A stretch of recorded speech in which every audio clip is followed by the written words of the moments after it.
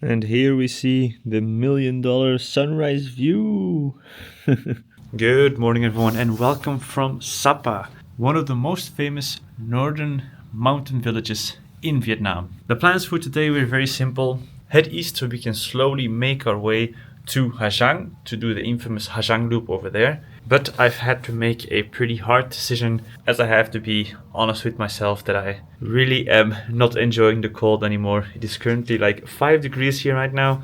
So we have to change plans, as can happen when travel, right? So I have decided to, instead of going to the east, to just go to one of the nearby cities that has a train station and take a train back to Hanoi. This decision was definitely not very easy, as I've been really looking forward to the north of Vietnam for a while now. But I've just noticed that almost every time I have to drive everywhere, it is just not a pleasant time. And I would much rather do all of this another time, which would then result in a better experience overall. I've been looking around and the train seems like a really good way. The train runs during the night, so that's also nice, which means that we will still have some time to explore Sapa Town today, a few of the attractions that it has to offer, and then we can experience the night train in northern Vietnam. And here we have our trusty whip, which unfortunately the damage from a couple of days ago.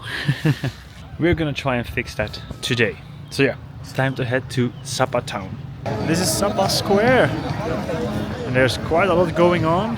Very many people in traditional clothing as well. I don't know what's going on over there. Lots of people over there. And here one of the main monuments, Sapa, the city in the fog, which as you can see is pretty damn accurate. Just look at the street over there, you can see the fog like in between the buildings.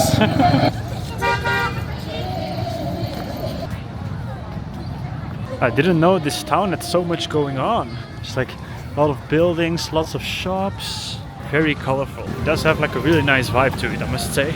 So I'm really looking forward to coming back during warmer weather actually. I think that would make this town even nicer. This place has a bodyguard.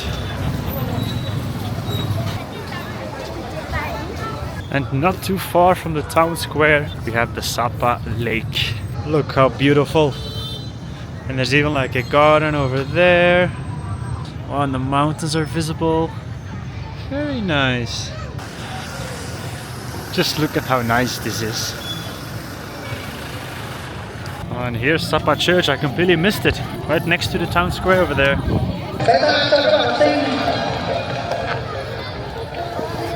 They're playing a game where you have to hit this thing. Very interesting.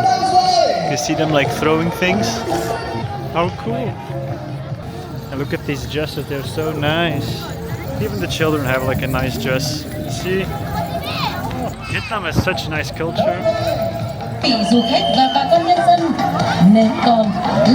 And here they're doing some kind of rope pull game, like a stick pull game.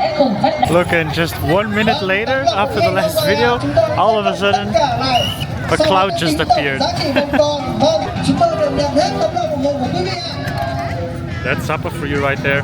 And we are back at the homestay to quickly pack our bags, eat something, get a coffee and then head out. I will be a bit too early for sure, but I might go to a mechanic to get my whole thing fixed, as there's something else on my bike as well.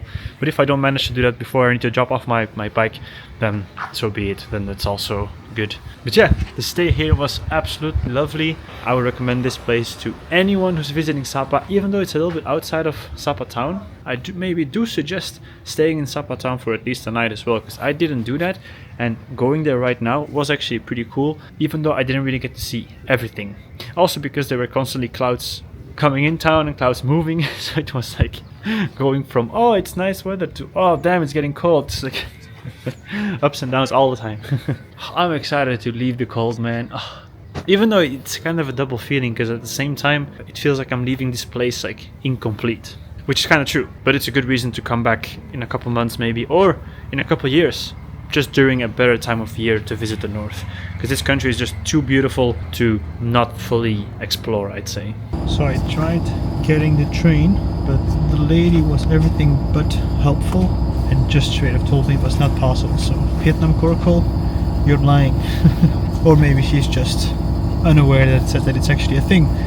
But she pointed me towards the bus station, so I was like, okay, might as well give it a try there. And this is less hours. This is only 5 hours compared to the 8 hours the train takes. It's not a sleeper, but they somehow do give you these kind of reclined seats. Have a look, like I'm literally like laying down, quite comfortable. A little bit short for me, but for the average person this is probably more than enough. I kind of hope I won't be getting any neighbors, because that will be very, very cozy. And it's quite strange they gave me this chair. Like, how many more people will be joining here? I should get the middle one, because the middle one has all this leg room. We should be arriving at like 8, which is nice. What a day. The weather here in this city is actually so nice. Because Sapa was so high, it was so cold all the time. But here it's actually comfortable. So on the way here I was like, oh, should I do it? Should I not do it? But then I checked the weather forecast for the destinations I would have if I would stay. And it said that it was going to be raining. So I'm like, let's not do that. Will I have regrets? Maybe. I don't know. We can always have regrets, right? I'm just gonna accept my decision now.